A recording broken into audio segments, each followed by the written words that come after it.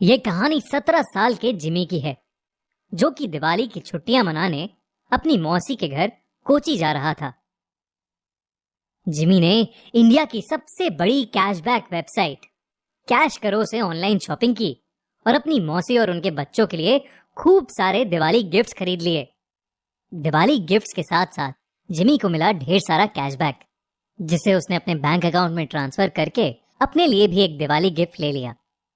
Jimmy का परिवार उसकी मौसी के गांव में घुसा ही था कि जिमी को बहुत तेज प्यास लगी और उसके पापा ने साइड में एक दुकान पर गाड़ी रोक दी।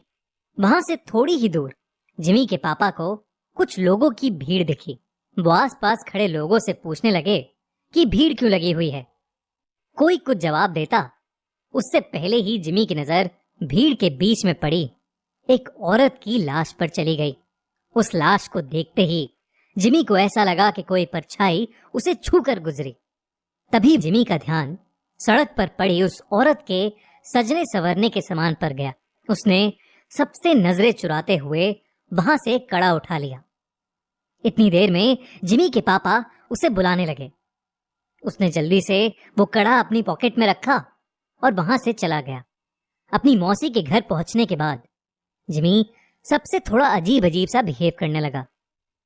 उसके घर वालों को लगा कि वो सड़क पर उस लाश को देखकर बहुत डिस्टर्ब हो गया है, पर जिमी का ध्यान अभी भी उसके पास रखे उस कड़े पर था।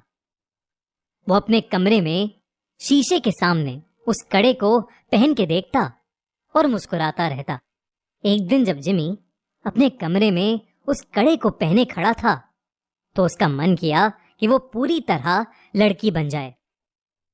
वो अपनी कजन रिचा के पास गया और उससे उसके सजने संवरने का सामान मांगने लगा।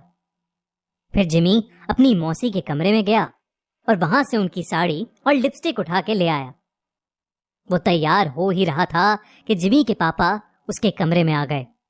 जिमी को देखते ही उसके पापा उसे खूब डांटने लगे। जिमी ने रोते हुए कहा कि वो लड़की बनना चाहता है। ये सुनकर उसके पापा बेहद गुस्से में आ गए और उसे बुरी तरह पीटने लगे और उसका कमरा बाहर से बंद करके चले गए। जिमी अपने कमरे में बैठकर जोर जोर से रोने लगा कि अचानक उसे दीवार पर एक लड़की की परछाई नजर आई। धीरे धीरे वो परछाई उसकी तरफ आने लगी। जिमी वो परछाई देखकर थोड़ा घबरा गया और कमरे का दरवाजा जोर जोर से पीटने लगा, पर किसी ने दरवाजा नहीं खोला। उसने मुड़कर देखा तो वहां कोई नहीं था। फिर उसके बेड के नीचे से एक अजीब सी आवाज आने लगी, मानो कोई जिमी को पुकार रहा हो। जिमी ने जैसे ही बेड के नीचे देखा, वहां उसी औरत की लाश पड़ी थी जो उस दिन जिमी को सड़क पर दिखी थी।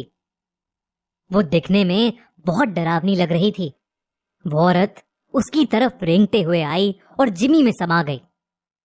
जिमी वहीं बेहोश हो गया। अगले दिन से जिमी अजीब तरह से बिहेव करने लगा।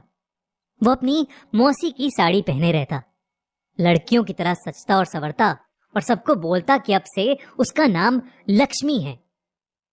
कभी एक पल वो जोर जोर से चिल्लाता और सारा घर सर पर उठा लेता, तो कभी वो एक कोने में दुबक कर बैठ जाता और डरा सा सहमा हुआ रोता रहता। एक दिन रोते रोते उसने अपनी माँ से कहा कि वो लक्ष्मी है और उसे हर जगह शैतान नजर आते हैं जो उसे आकर मार देंगे। उसने कहा कि उन शैतानों के पैर उल्टे हैं, दांत खून से सने हुए हैं और लंबे लंबे नाखून हैं जिनसे वो उस पर हमला करना चाहते हैं। जिमी की हालत दिन ब दिन खराब होती जा रही थी, लेकिन वो रोज लक्ष्मी बनकर सजता संवरता और अपना कमरा बंद करके नाचता रहता। उसके घर वाले समझ नहीं पा रहे थे कि उसके साथ क्या हुआ है और वो अपने आप को क्यों लक्ष्मी लक्ष्मी कहे जा रहा है। जिमी के पापा मदद के लिए आस पड़ोस में पूछने लगे। पता करने पर उन्हें मालूम पड़ा कि वो लाश जो उन्होंने उस दिन सड़क पर देखी थी वो और किसी की नहीं बल्कि जोसेफ यानी लक्ष्मी की थी। जोसेफ एक लड़के से प्यार करता था और उसने अपना नाम बदलकर लक्ष्मी भी इसीलिए रखा था। वो दोनों एक दूसरे से शादी करना चाहते थे, लेकिन जोसेफ के घर वालों को यह मंजूर नहीं था। उनके लिए ऐसा करना एक बहुत बड़ा सिन यानी पाप था, और गांव में हो रही बदनामी की वजह से उन्होंने जोसेफ यानी लक्ष्मी को सबके सामने मौत के घाट उतार दिया। ये बात सुनकर जिमी के पापा के रोंगटे खड़े हो गए। उन्हें जिमी के साथ अपने बर्ताव के लिए बहुत पछतावा हुआ। उन्हें समझ आ गया था कि उनके बेटे जिमी के शरीर में जरूर लक्ष्मी की आत्मा घुस गई है। वो जल्दी से पूरी बात बताने के लिए घर के लिए निकले, लेकिन तब तक बहुत देर हो चुकी थी। जिमी उस दिन भी अपना कमरा बंद करके नाच रहा था कि अचानक उसे लगा कि उसके दरवाजे पर शैतान उसे मारने आ गए हैं। वही शैतान जिनके पैर उल्टे थे, दांत खून से सने हुए और लंबे लंबे नाखून, जिससे वो जिमी पर हमला कर रहे थे। जिमी घबराहट के मारे जोर जोर से चिल्लाने लगा। उसके बाकी घर वाले जब तक वो दरवाजा तोड़ के अंदर घुसे, जिमी का शरीर पूरी तरह से अकड़ चुका था। वो तुरंत उसे हॉस्पिटल लेकर भागे। डॉक्टर ने बहुत कोशिश की और वो किसी तरह जिंदा बच गया। जब जिमी के पापा ने सबको जोसेफ की कहानी बताई, तब सभी परिवार वालों को जोसेफ के लिए बहुत दुख हुआ। उन्होंने जोसेफ के लिए प्रे किया, और जब उन्हें जिमी के पास वो कड़ा मिला तो उन्होंने वो भी जोसेफ की कब्र के साथ गड़वा दिया। कुछ दिनों बाद जिमी बिल्कुल ठीक हो गया। आज उसे लक्ष्मी के बारे में कुछ भी याद नहीं, लेकिन लक्ष्मी की तरह कई ऐसे लोग हैं जिनको गलत समझा जाता है और उन्हें उनकी चॉइस के लिए सोसाइटी का बहुत बुरा बर्ताव सहना पड़ता है। इनफैक्ट कई लड़कों को लड़कों से प्यार करने के लिए और कई लड़कियों को लड़कियों से प्यार करने के लिए हमारी सोसाइटी के पावरफुल लोग मार डालते हैं। ये कहानी भले ही एक काल्पनिक कहानी है, लेकिन इस कहानी में एक बहुत इंपॉर्टेंट मैसेज छुपा है।